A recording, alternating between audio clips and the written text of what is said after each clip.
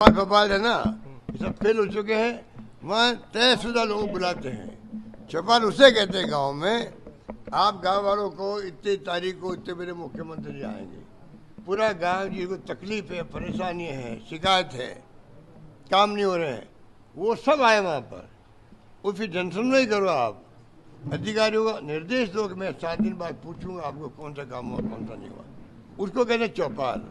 ये इनके नारे करने में उस्ताद लोग हैं, होशियार लोग हैं, नारे गढ़ने में होशियार है। केंद्र सरकार भी, स्टेट गवर्नमेंट नारे अच्छे गढ़ेंगे, उस प्रकार से ही लोगों को भ्रमित करते हैं। तो भ्रमित कब तक करते जाएंगे?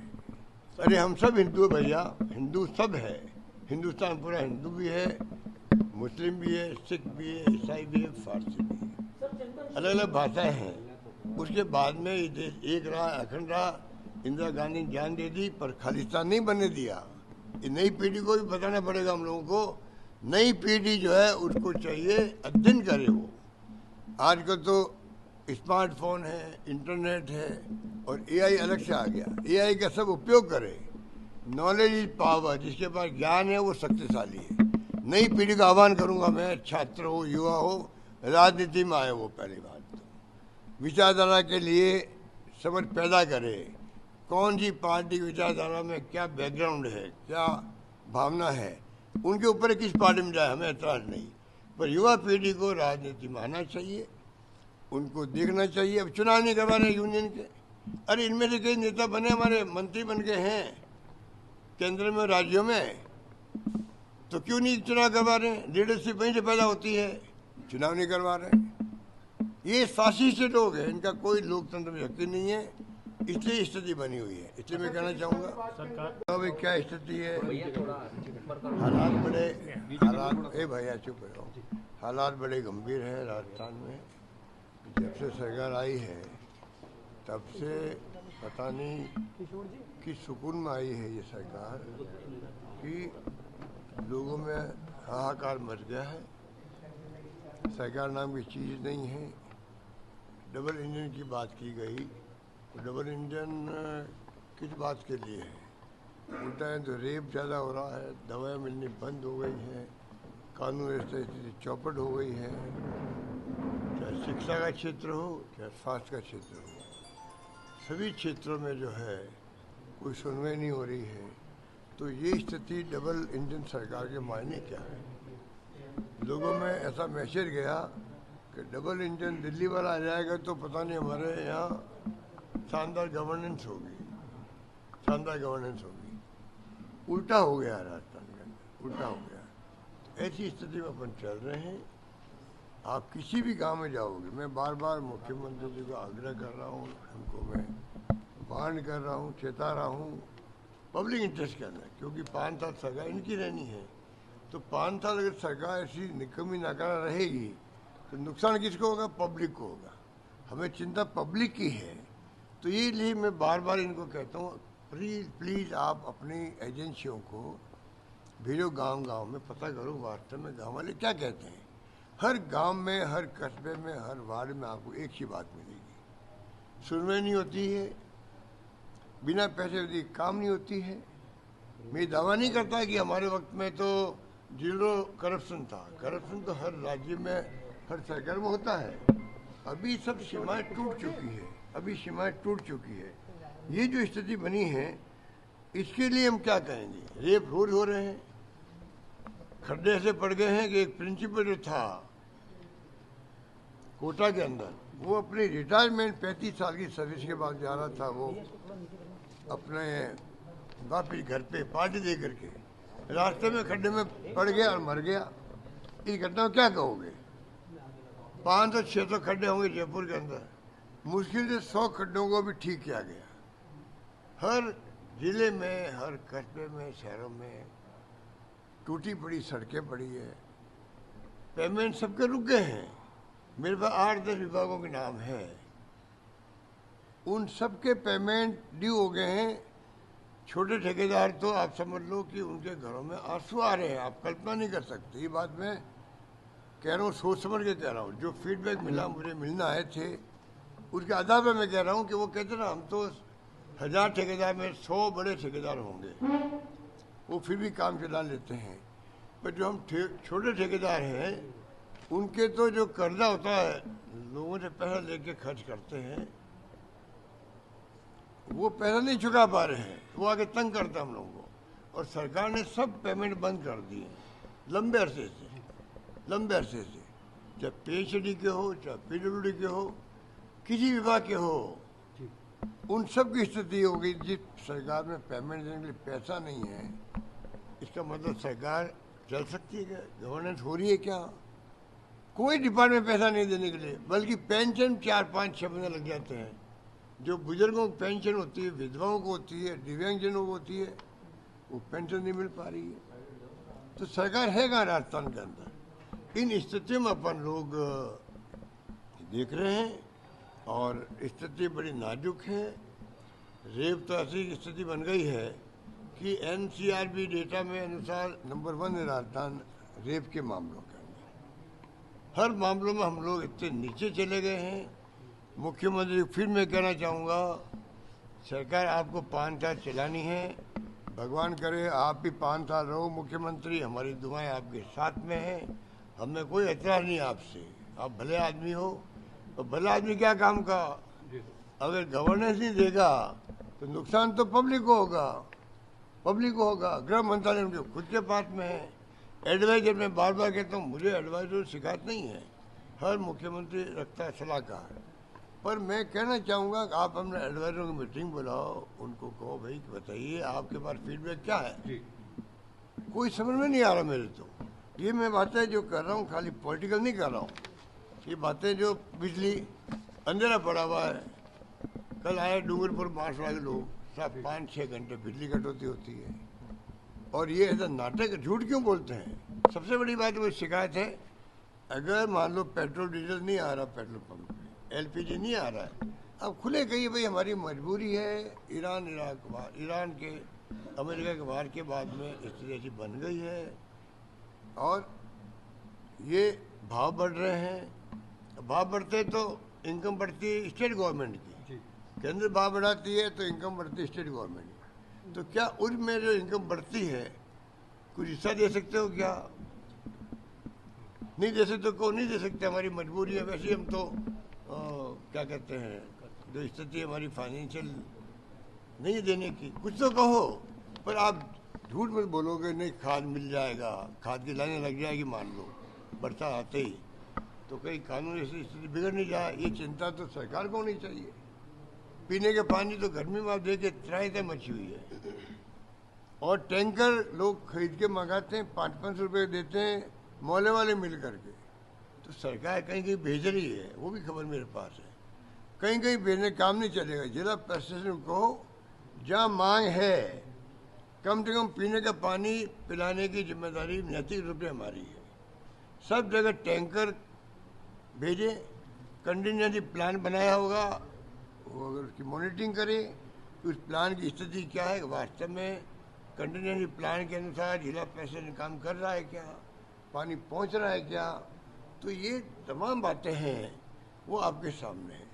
जी मेरी बात सुनिए, 2047 तक कौन रहेगा इस दुनिया के अंदर पता है किसी को? लेकिन राम राज्य तो आ गया। अब उन्होंने जगह 2 डबल इनकम कर देंगे, 2 करोड़ नौकरी देंगे, काला धन लेके आएंगे, 15 लाख रुपए खाते में आ जाएंगे।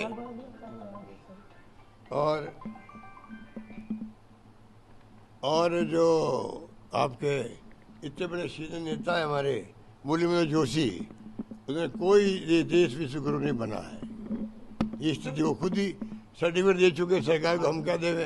सरकार जो है आध्यात्मिक की ओर बच्चों को ले जाना चाह रही है, बच्चों से पढ़ाई को लेकर भी जो है इस तरह की बातें की जा रही है कि पुरानी जो परंपराएं हैं आध्यात्म की, उनको जो है ग्रहण करना चाहिए। पुरानी अब ये बातें देखो हिंदुस्तान की जनता को भ्रमित कर रही है ऐसी बातें करके।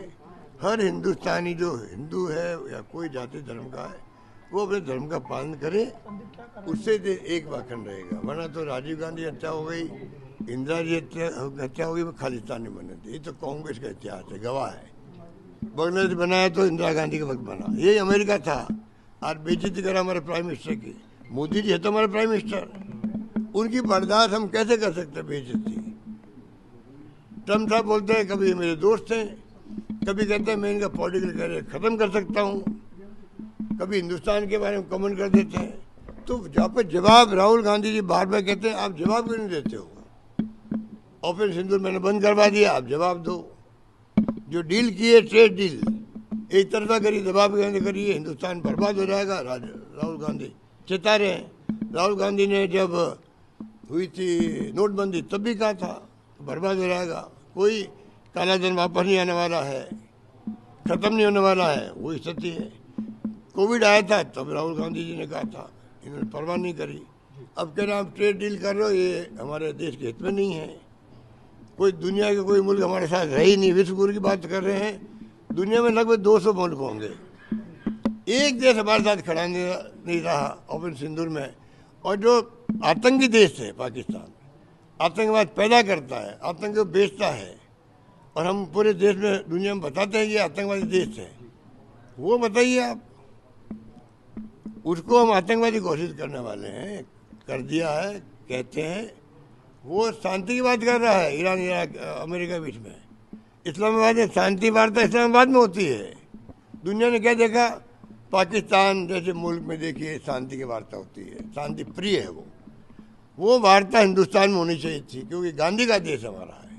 हमारा मुल्क जो है शांति इंसान विश्वास करने वाला मुल्क है। दुनिया के अंदर सबसे सिरमौर कोई है वो है हिंदुस्तान, जहाँ शांति, अहिंसा, भाईचारा, प्यार, मोहब्बत की बात होती है। जहाँ राहुल गांधी कहते हैं कि नफरत के बाजार में मोहब्बत की दुकान खोलेंगे। कमी रही सर, किसी का भी, एसएससी का भी, नीट का भी, सब में जो स्थिति बनी है ना, वो लाखों बच्चों के भविष्य का सवाल है।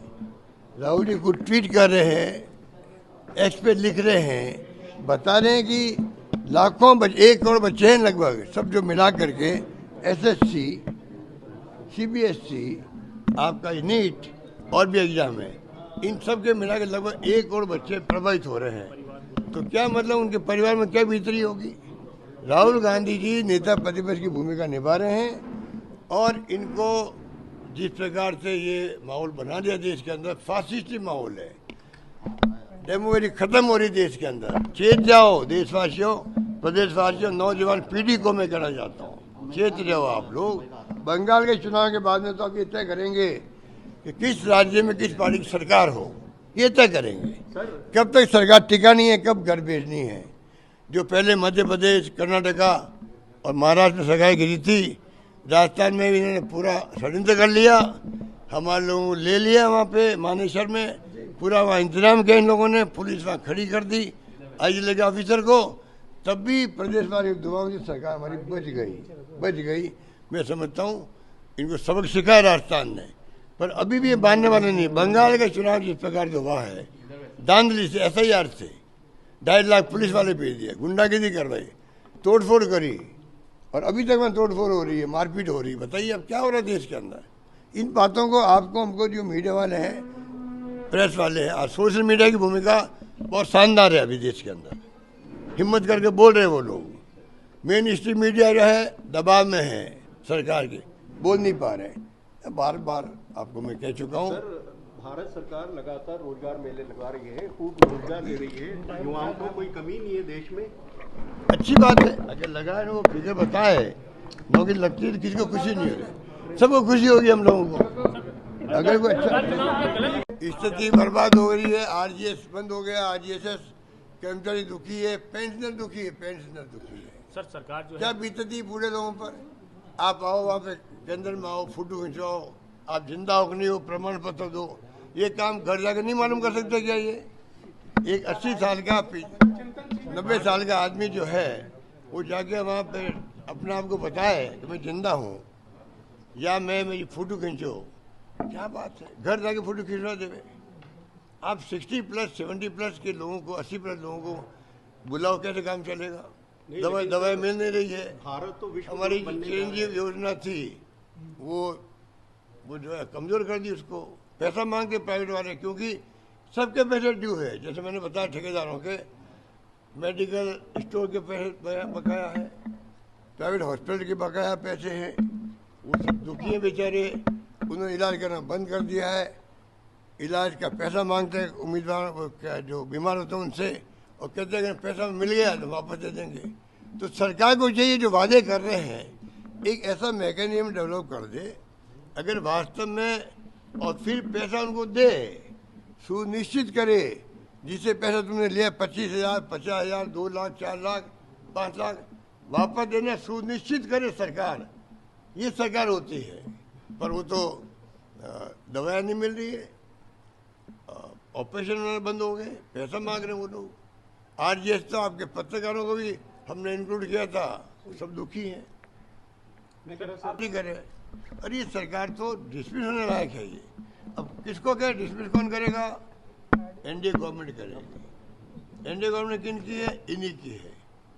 वरना तो अगर आप संविधान की ध्वजा उड़ा रहे हो, आप चुनाव नहीं करवा रहे हो। हमने भी प्रयास किया एक बार, जब स्ट्राइक हो गई कर्मचारियों की, तो हाईकोर्ट ने कहा नहीं आपको करवाने ही पड़ेंगे चुनाव, तो क्योंकि संविधान के अंतर्गत ये चुनाव करवाना अनिवार्य है, पंचायतों के, नगर निकायों के। वो चुनाव नहीं करवाए, ये बार बार बहानेबाजी कर रहे हैं, ओबीसी का नाम ले रहे हैं। अरे ओबीसी कमीशन को भी ये इशारा करते होंगे धीरे चलो धीरे चलो, ये जानते हम साफ हो जाएंगे। नगर निकायों के अंदर भी, पंचायतों के अंदर ही इतना भारी गुस्सा जनता में, उस गुस्से को ये जो है कम करने के लिए टाइम का इंतजार कर रहे हैं। इसलिए मुझे अंदाज है कि चुनाव हाई कोर्ट, सुप्रीम कोर्ट के आदेशों के बावजूद भी नहीं करवा। अभी और नया आदेश आ गया, फिर मैंने खबर पड़ी और बहाना कर रहे हैं कि ओबीसी कमीशन रिपोर्ट नहीं दी अभी तक। इनको क्या कहें ये बता दीजिए आप। तो ये मैं कहना चाहूँगा आपको कि स्थिति बड़ी नाजुक है। इस प्रदेश की जो गरीब तबका है, सोशल सिक्योरिटी स्कीम है, मैं बार बार कहता हूँ हमारा थैला इतना पॉपुलर है जो हमने अन्नपूर्णा योजना में दिया था। हर गांव में थैले मिलेंगे आपको गरीब आदमी के हाथ में। अब इनको ये पता नहीं कि भाई अगर फोटो लगी थी अशोक गहलोत की उसके ऊपर, सरकार बदलते ही भजन लाल की फोटो लग जाती उसके ऊपर, और लगनी चाहिए थी, पर स्कीम बंद क्यों की इन्होंने? स्कीम बंद कर दी, उसकी शिकायत हम सबको है। गरीब आदमी के घर में वो अन्नपूर्णा जाता था सामान, वो इतने खुश होते थे कोई अपन कल्पना नहीं कर सकती, इतनी गरीबी होती है, पर इनको परवाह नहीं है। तो इसलिए मैं कहना चाहूँगा हालात बड़े गंभीर हैं। अजमेर का तो मीडिया वाले बड़े स्मार्ट रहते हैं, अच्छा देखता हूँ मैं, इसलिए मैंने इनको कहलवा दिया भाई कि अजमेर में मैं प्रेस वालों से जरूर मिलूँगा।